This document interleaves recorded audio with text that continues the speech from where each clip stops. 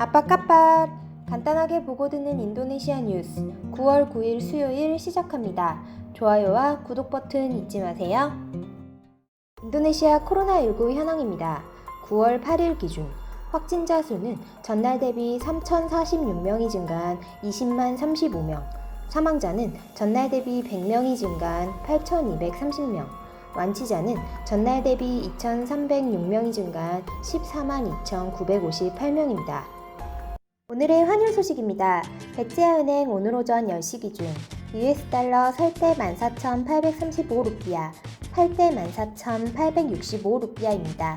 루피아 대 하나 정보입니다. 하나은행 오늘 오전 10시 기준 매매 기준율 100루피아에 8.08원으로 측정되었습니다. 오늘의 첫 번째 소식입니다.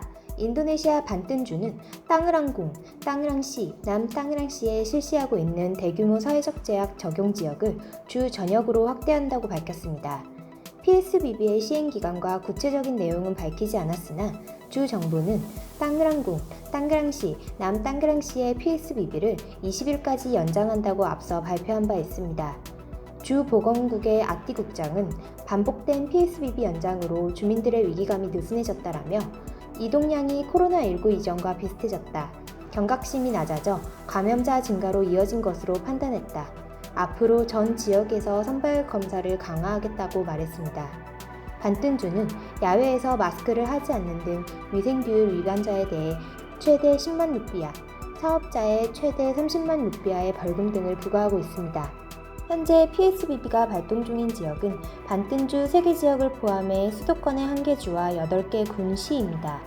자카르타 특별주는 현재 PSBB 전환기로 단계적으로 규제를 완화하고 있으나 24일까지 PSBB를 연장할 전망입니다.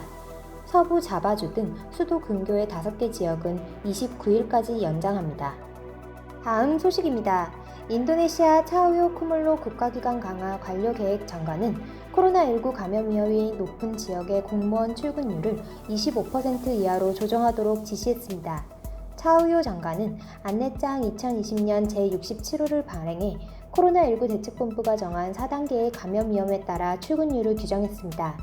가장 높은 레드존 지역의 출근율은 25% 이하, 중간 지역은 50% 이하, 낮은 위험 지역은 75% 이하, 감염자 제로 지역은 모두 출근하도록 지시했습니다.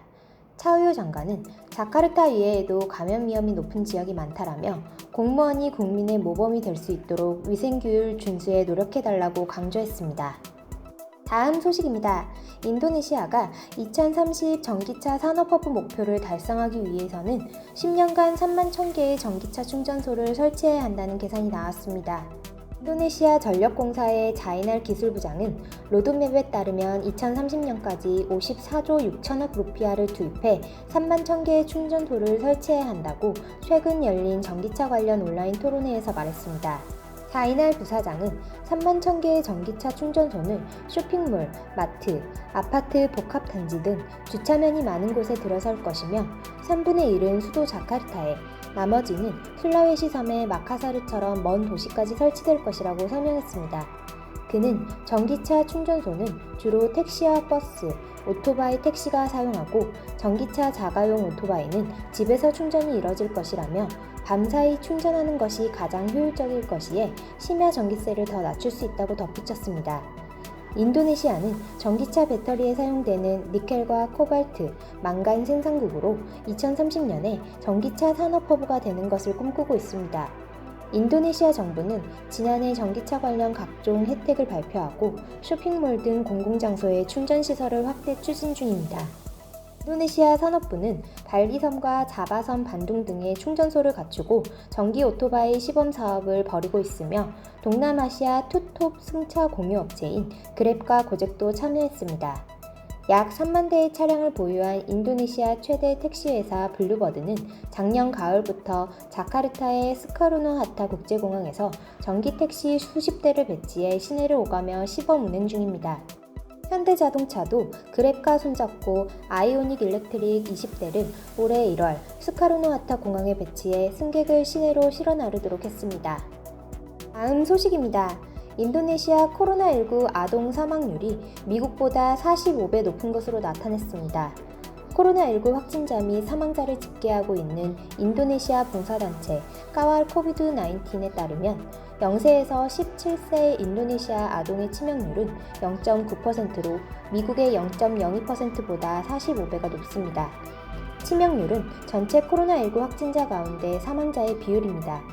까왈 코비드-19의 아이눈 나집 공동 설립자는 어린이 감염자 16,007명 중 145명이 사망한다는 의미라고 말했습니다.